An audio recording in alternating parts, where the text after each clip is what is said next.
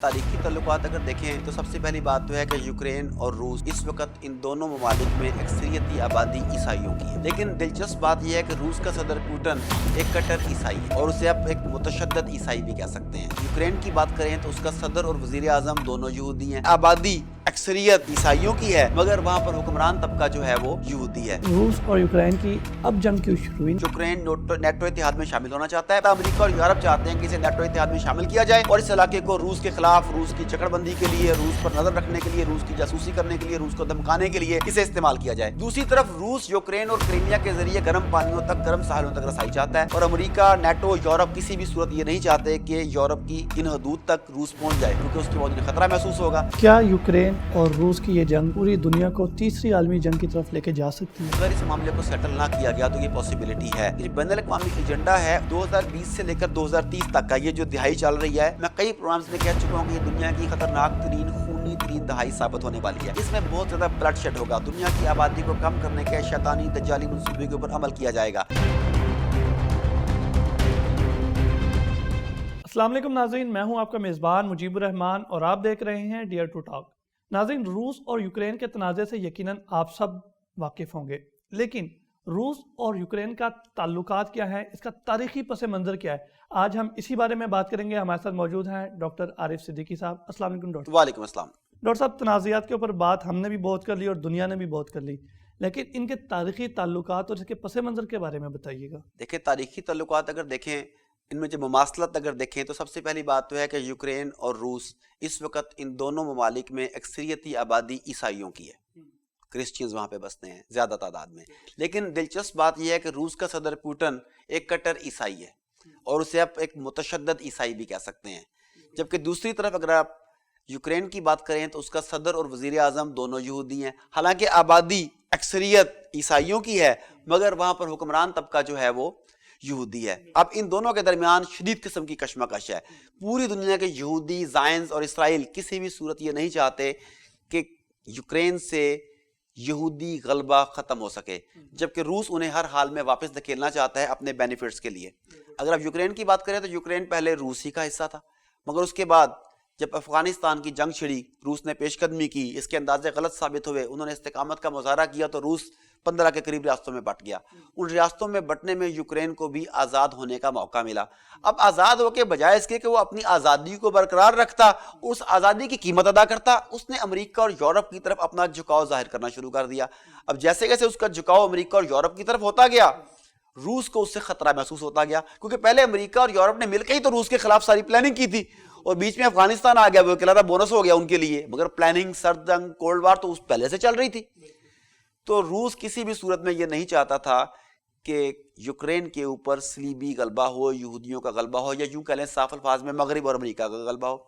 तो पहले उसका जो सदर था विक्टर, वो रूसी नवाज था, तो रूस अपने आप को सेफ, सिक्योर में तस्वुर करता था कि कोई बात नहीं, अपना ही बंदा बैठा है यहाँ पे। अब जब उन्होंने उसे निकालने के बाद, नए सदर को यहाँ पे लाए तख्ता उलटने के बाद, तो उससे रूस को अंदाजा हो गया कि अब गड़बड़ होने वाली है। उसके बाद इसने आते ही नेटो में शमूलियत के लिए इशारे देने शुरू कर दिए।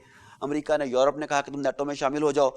अगर ये नेटो में शामिल होता है तो नेटो एक मिलिट्री इत्तेहाद है। उस मिलिट्री इत्तेहाद में होने की सूरत में अगर नेटो या अमेरिका वहाँ पर मिसाइल नस्ब करते हैं, वहाँ पर डिफेंस सिस्टम नफज करते हैं, कोई भी ऐसी चीज़ वहाँ पर अप्लाई करते हैं, तो उसका डायरेक्ट खतरा तो रूस को होगा। तो रूस इसलिए किसी भी कीमत पर अमेरिका या यूरोप को वहां पर दाखिल नहीं होने देना चाहता। इसमें एक और दिलचस्प बात यह है कि ये इलाका तारीखी तौर पर खिलाफत राशिदा के दौर में ही मुसलमानों के ज़ेरे नगी हो चुका था। वहां पे मुसलमानों की हुकूमत थी। उसके बाद ये इलाका मुसलमानों से हथिया लिया गया, उसके लिए साजिशें हुई, जंगें हुई, जो बैनुल अक़वामी प्लानिंग्स होती है तो आपको सारा पता है। लेकिन एक वक्त में ये इलाका मुस्लिम हुकूमतों के ज़ेरे नगी था, तो इसलिए इसे मुसलमानों का भी हक समझना चाहिए कि ये हमारा इलाका है। बिल्कुल ठीक, यानी कि मुसलमानों को भी जंग में हिस्सा लेना चाहिए अपना इलाका वापस लेना चाहिए ना। बिल्कुल ठीक। डॉक्टर साहब, रूस और यूक्रेन का ये मुतनाज़ा खित्ता जो है, ये खुलफाए राशिदीन के दौर में इस्लामी खित्ते का हिस्सा है। आपने भी जिस तरह बात की, तो इस हवाले से हक़ाइक़ क्या है? मैं आपको इस हवाले से बाकायदा डॉक्यूमेंट के साथ बताता हूँ ताकि कोई चीज़ मिस ना हो जाए। कि देखें, कुरान उला की इस्लामी तारीख में यूक्रेन और इसके गिरदोनवा का जो इलाका है, इसका नाम कफकास था। इसे रहाब था एक इलाका, एक था बाबल अब्बाब। और सैयदना फारूक आज़म रज़ी अल्लाह ताला अन्हु के दौर में सैयदना इयाज़ बिन गनम, इन्होंने आर्मीनिया फतह करके बाकायदा कफकास का दौरा किया। बिल्कुल ठीक।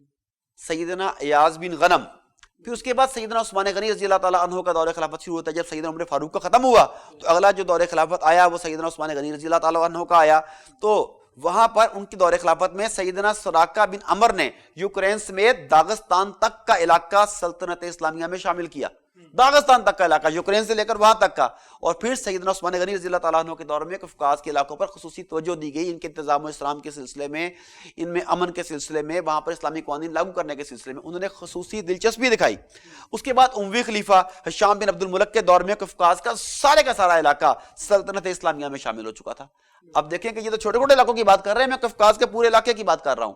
تو پھر آذربائیجان سے لے کر وسطی ایشیائی ریاستوں سمیت روس کا ملک کا تمام علاقہ اسلامی سلطنت کے زیر نگیں تھا. اور میرے مزے کی بات ہے, آپ نے کوکاف کی کہانیاں سنی ہوں گی, وہ کوکاف کی پریاں سنی ہوں گی, کوکاف کے جن سنے ہوں گے. تو کوکاف کا جو معروف تاریخی پہاڑی سلسلہ ہے یہ اسی جگہ پر واقع ہے, اور اس کوکاف کی پہاڑیوں کی وجہ سے ہی اس علاقے کو قفقاز کہا جاتا ہے. تو وہ جو کوکاف کی پریاں تھی, کوکاف کے جن تھے, وہ پہلے مسلمان وہاں پر انہیں دیکھ چکے تھے اور وہ کہانیاں وہیں سے لائے تھے. تو اگر آپ 1918 کا روسی انقلاب دیکھیں تو 1918 کی روسی انقلاب سے پہلے کیا مسلمان بہت زیادہ اکثریت میں تھے. پھر ان لوگوں کو بزور بازو زبردستی ان کے علاقوں سے بے دخل کیا گیا, انہیں وہاں سے نکالا گیا, کچھ کی نسل کشی کی گئی اور ان کی اکثریت کو ختم کر کے انہیں اقلیت میں تبدیل کر دیا گیا. تو سوویت یونین سے آزادی پانے والی جو بیشتر ریاستیں ہیں اب جو آزاد ہوئی ہیں افغان جنگ کے بعد, دیکھ لیں ان میں سے اکثر ریاستوں میں آج مسلمان اکثریت میں ہیں. وجہ یہی ہے کہ اس واقعے سے پہلے وہ قبیلوں کی شکل میں رہ رہے تھے, اب جو ریاستیں بنی تو انہوں نے وہاں پر آ کر اپنا حصہ ڈالنا شروع کیا. تو ان ریاستوں میں اسلامی غلبہ رہا ہے, وہاں پہ مسلمان موجود رہے جنہیں زبردستی نکالا گیا, اور یہ ریاستیں آج بھی ہماری ہی ہیں. بالکل ٹھیک. ڈاکٹر صاحب, تو پھر روس اور یوکرین کی اب جنگ کیوں شروع ہوئی, ان کا آپس میں معاملہ کیا ہے؟ جی اگر اس سلسلے میں مختصر بات کریں, ہم پہلے بھی اس پہ پروگرام کر چکے ہیں, اگر اس پر مختصر بات کریں تو رائٹ ناؤ یوکرین نیٹو اتحاد میں شامل ہونا چاہتا ہے, بلکہ وہ چاہتا ہے یا نہیں چاہتا, امریکہ اور یورپ چاہتے ہیں کہ اسے نیٹو اتحاد میں شامل کیا جائے اور اس علاقے کو روس کے خلاف, روس کی جکڑ بندی کے لیے, روس پر نظر رکھنے کے لیے, روس کی جاسوسی کرنے کے لیے, روس کو دھمکانے کے لیے اسے استعمال کیا جائے. دوسری طرف روس یوکرین اور کریمیا کے ذریعے گرم پانیوں تک, گرم ساحلوں تک رسائی چاہتا ہے, اور امریکہ, نیٹو, یورپ کسی بھی صورت یہ نہیں چاہتے کہ یورپ کی ان حدود تک روس پہنچ جائے, کیونکہ اس کے بعد انہیں خطرہ محسوس ہوگا. تو یہ کشمکش جاری رہی. روس نے کئی مرتبہ یوکرین کو وارننگ دی کہ وہ اپنے رویے کو ٹھیک کرے, مگر یوکرین نے مغرب پر انحصار کیا. یوکرین نے مغرب کے وعدوں پر یقین کیا جیسے پاکستان نے 1965 میں کیا تھا.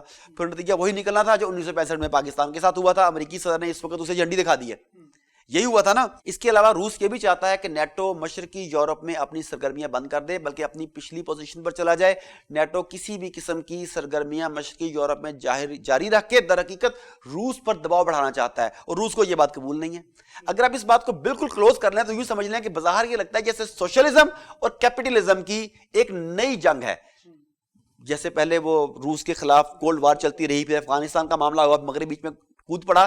اب دوبارہ سے چونکہ روس سر اٹھا رہا ہے اور وہ اس سے خوفزدہ ہیں, وہ اسے واپس ان کی پنجرے میں قید کرنا چاہتے ہیں, ڈیٹین کرنا چاہتے ہیں, اور روس یہ ہونے نہیں دینا چاہتا.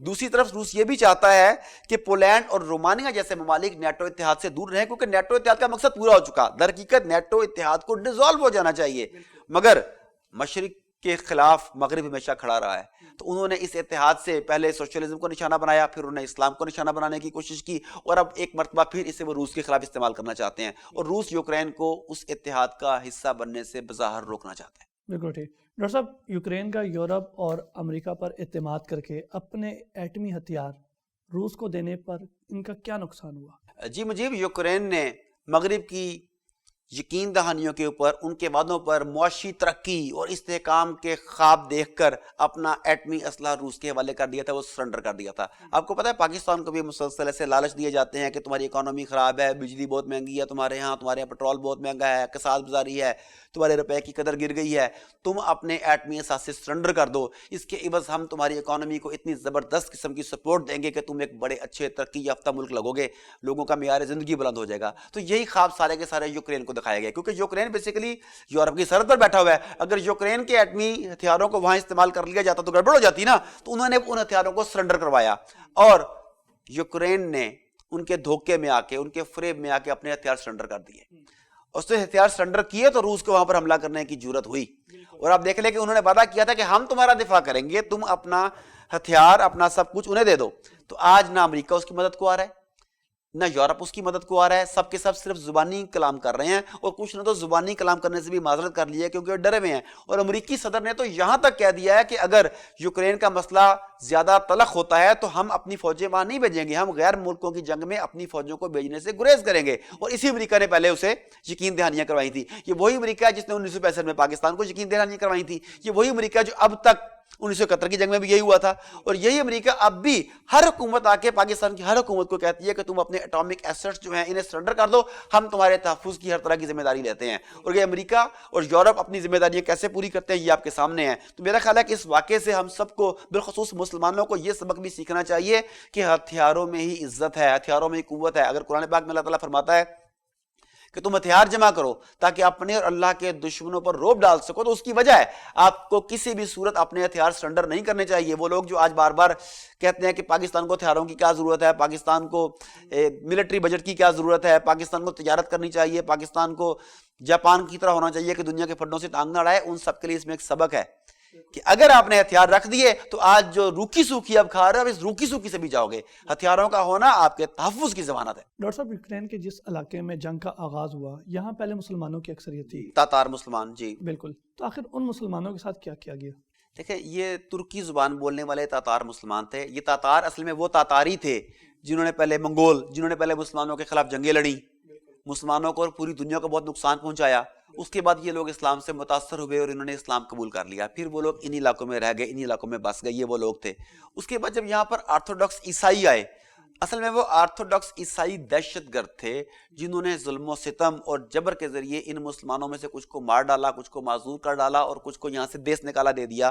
انہیں یہاں پہ اکثریت میں ہونے کے باوجود انہیں اقلیت میں بدل دیا اپنے ظلم و ستم کی وجہ سے. یہ وہ مسلمان تھے. اور یہ 18ویں اور 19ویں صدی کی بات ہے جب مسلم اکثریت کو اقلیت میں بدلا گیا. اور معاملہ یہیں پر ختم نہیں ہوا. اگر آپ ایڈورڈ ہٹلر کی طرف جائیں تو آپ دیکھیں کہ یہ جو مسلمانوں کے ساتھ ظلم ہوا تاتاریوں کے ساتھ، یہ صرف روس نے نہیں کیا بلکہ 1944 کی بات ہے. تو جرمن ڈکٹیٹر ایڈورڈ ہٹلر کے زوال کے بعد سوویت یونین کے حکمران جوزف اسٹالن نے 2 لاکھ کریمیائی تاتاریوں کو غیر انسانی طریقے سے ازبکستان جلا وطن کر دیا گیا.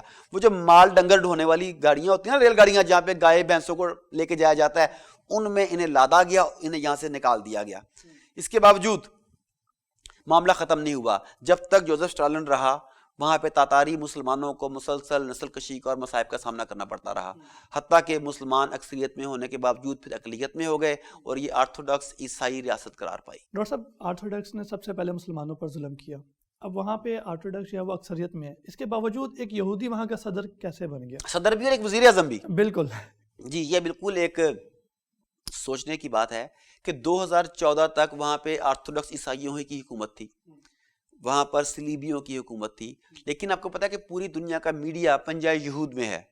95% سے بھی زیادہ میڈیا ان کے قبضے میں ہے، معاشی ادارے ان کے قبضے میں ہیں، بین الاقوامی ادارے ان کے قبضے میں ہیں. اس کے بعد باقاعدہ کمپین چلائی گئی، ایک پروپیگنڈا کیا گیا. اس میں یہودیوں کو برسر اقتدار لانے کے لیے، مسیحا بنانے کے لیے باقاعدہ ڈرامے رچائے گئے. یہ سٹوری بڑی دلچسپ ہے. یہ کیسے ہوا کہ دیکھیں، موجودہ صدر جو ہے اس کا باقاعدہ ایسے امیج بلڈ کیا گیا جیسے وہ مسیحا ہے. وہ ایکٹر تھا بیسیکلی، اس ایکٹر کو کامیڈین تھا بالکل، اسے ایسے رول دیے گئے جس میں وہ لوگوں کا مسیحا بن کے سامنے آتا ہے.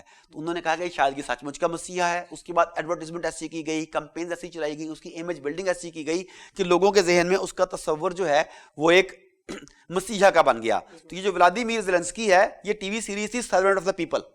سرونٹ آف دا پیپل، خادم، جس ہمارے خادم اعلیٰ تھے تو یہ بھی خادم اعلیٰ تھا. وہاں پہ یہ ایک استاد کے کردار میں نظر آتا ہے. بالکل ٹھیک. پھر اس کی ایک ویڈیو وائرل ہوتی ہے جس میں وہ ملک میں کرپشن کے خلاف ایک زبردست تقریر کرتا ہے. میں فلانے کو گھسیٹوں گا، میں فلانے کو سڑکوں پر گھسیٹوں گا، وہ جو ہمارے بھی ہوتا ہے. اس طرح کی تقریر کی گئی. اب وہ تقریر جو ہے وہ خاص طریقے سے، آپ کو پتا ہے فیس بک کا اپنا ایک الگوریدم ہے، یوٹیوب کا ایک اپنا الگوریدم ہوگا، وہ خاص طریقے سے ان چیزوں کو ہر آدمی تک پہنچایا گیا جو کرپشن سے تنگ تھا، جو نالاں تھا، جو ملک کو معاشی طور پہ بہتر دیکھنا چاہتا تھا. سب کو ایک پکچر دکھائی گئی کہ یہ آدمی جو ہے، جو ایک ٹیچر کے طور پر یہاں پر پیش ہوا ہے، جو ایک ایکٹر ہے، یہ ملک کے لیے بہترین صدر ثابت ہو سکتا ہے. اب لوگوں کی رائے ہموار کر لی گئی. اس کے بعد ولادیمیر نے اپنی جماعت کا نام بھی اسی ٹی وی پروگرام کے نام پر سرونٹ آف دا پیپل رکھا. وہ ٹی وی پروگرام تھا سرونٹ آف دا پیپل. اب لوگوں کے ذہن میں اس کی اینکرنگ ہو چکی تھی، لوگوں کے ذہن میں وہ راسخ ہو چکا تھا سرونٹ آف دا پیپل اچھا ہے. تو اس نے اپنی جماعت جب بنائی اس کا نام بھی رکھا سرونٹ آف دا پیپل. اب اس تمام کی تمام فین فالوئنگ کو اس نے وہاں پر کیش کیا. پھر اس نے اپنی تمام کی تمام انتخابی سیاست کا محور یہ رکھا کہ میں کرپشن کو ختم کروں گا اور ملک کے مشرقی حصے میں امن قائم کروں گا. یہ 2 نعرے لے کے یہ چلا. پورے کے پورے میڈیا نے اس کا ساتھ دیا, یہودی سرمایہ نے اس کا ساتھ دیا, اور جس کے نتیجے میں ولادیمیر آج یوکرین کا صدر ہے. اور پھر اس کے بعد اسے روس کے خلاف استعمال کرنے کے لیے بین الاقوامی یہودی اداروں نے اپنا اثر و رسوخ استعمال کیا. اسے نیٹو میں شامل ہونے کی دعوت دی گئی, اس کے لیے باقاعدہ کمپینز چلائی گئیں, لوگوں کے ذہن بدلنے کی کوشش کی گئی. اور جب یہ سب کچھ ہوا تو پھر روس کب تک برداشت کرتا؟ اس نے اپنے تحفظ کی خاطر موزی کو ایذا پہنچانے سے پہلے مارنے کے فلسفے پر عمل کیا اور کریمیا اور یوکرین پر چڑھ دوڑا. بالکل ٹھیک. کیا یوکرین اور روس کی یہ جنگ پوری دنیا کو تیسری عالمی جنگ کی طرف لے کے جا سکتی ہے؟ دیکھیں, اگر اس معاملے کو سیٹل نہ کیا گیا تو یہ پاسبلٹی ہے, کیونکہ آپ کو یاد ہوگا ہم نے کئی پروگرامز کیے جس میں ہم نے یہ بتایا کہ جو بین الاقوامی ایجنڈا ہے اس میں 2020 سے لے کر 2030 تک کا یہ جو دہائی چل رہی ہے, میں کئی پروگرامز میں کہہ چکا ہوں کہ یہ دنیا کی خطرناک ترین خونی ترین دہائی ثابت ہونے والی ہے. اس میں بہت زیادہ بلڈ شیڈ ہوگا. دنیا کی آبادی کو کم کرنے کے شیطانی دجالی منصوبے کے اوپر عمل کیا جائے گا.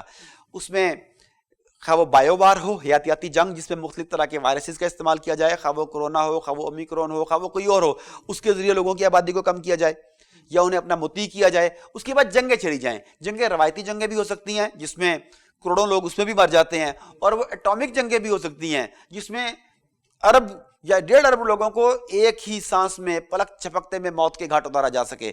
تو یہ ممکن ہے. اگر یہ روایتی طریقوں سے جنگ لڑی گئی پھر بھی کروڑوں انسانوں کی جان جا سکتی ہے. اگر ایٹمی جنگ ہوتی ہے تو پھر تو بہت بڑا نقصان ہو سکتا ہے, اور یہ بین الاقوامی ایجنڈے کے عین مطابق ہوگا اگر ایسا ہوا تو. لیکن اس میں ایک سیکھنے کی بات ہے, سمجھنے کی بات ہے, تاریخ سے سمجھنے کی بات ہے کہ یورپ ڈرپوک ہے.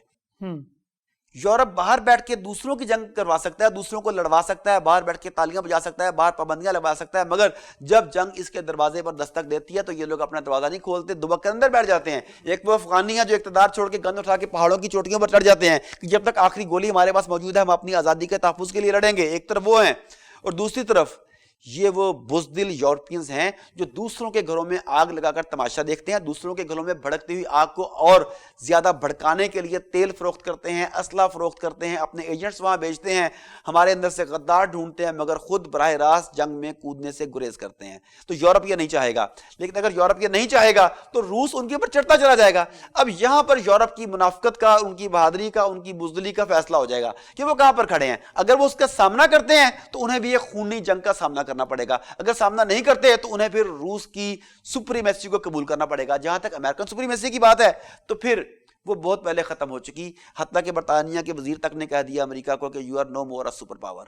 تو اگر تو یورپ روس کی بالادستی کو تسلیم کر لیتا ہے تو پھر جنگ عظیم کا خطرہ نہیں ہے. اگر وہ اسے تسلیم نہیں کرتا تو پھر خطرہ ہے. اور میرا یہ خیال ہے کہ اس وقت امریکہ بھی یہ نہیں چاہے گا کہ وہ براہ راست روس کے ساتھ پنگا لے, کیونکہ جو نیا بلاک بننے جا رہا ہے اس میں روس اور چائنا بھی ایک دوسرے کے ساتھ کھڑے ہیں.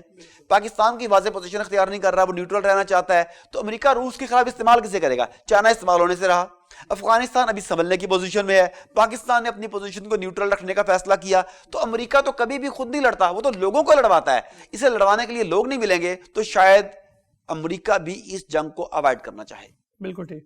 ڈاکٹر صاحب, یوکرین اور روس کی جنگ کی موجودہ صورتحال کیا ہے؟ جی مجھے اس میں جو کرنٹ صورتحال ہے جو میڈیا بتا رہا ہے, دیکھیں جو روس کے میڈیا کا تو پوری طور پر مغرب نے بائیک آؤٹ کیا ہوا ہے, اسے بالکل بلیک آؤٹ ہے. روس کی طرف سے کوئی خبر نہیں آنے دی جا رہی.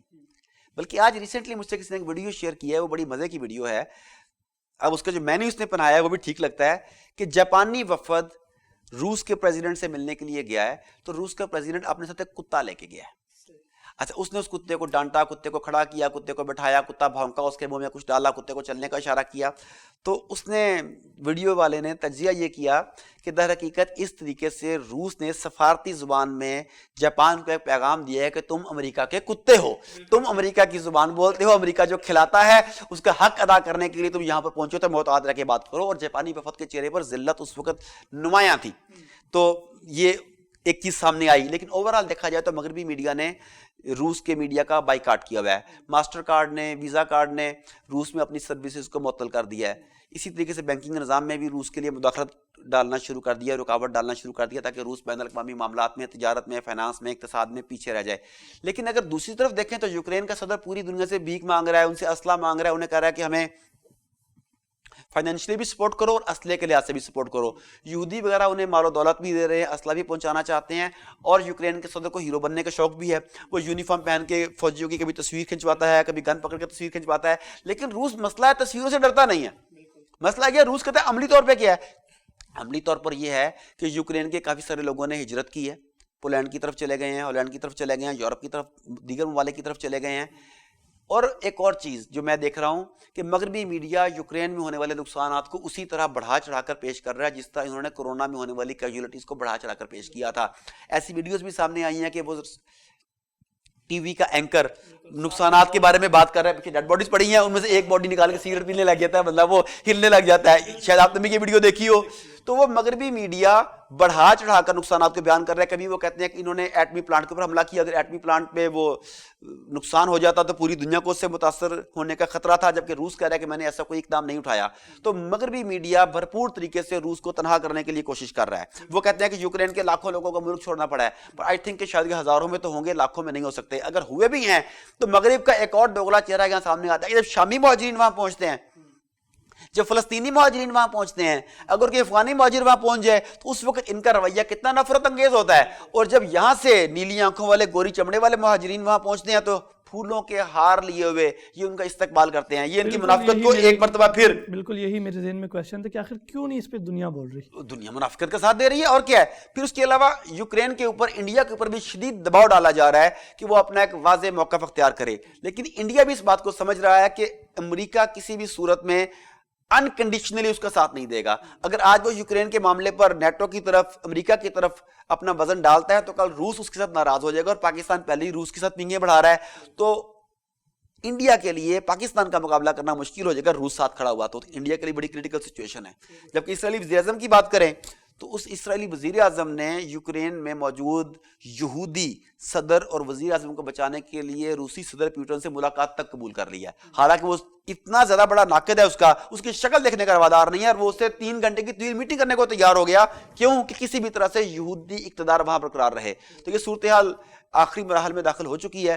چند ہی دنوں میں یہ فیصلہ ہو جائے گا کہ دنیا ایک نئی جنگ کی طرف جا رہی ہے یا یورپ روس کی بالادستی کو تسلیم کرنے کو تیار ہے.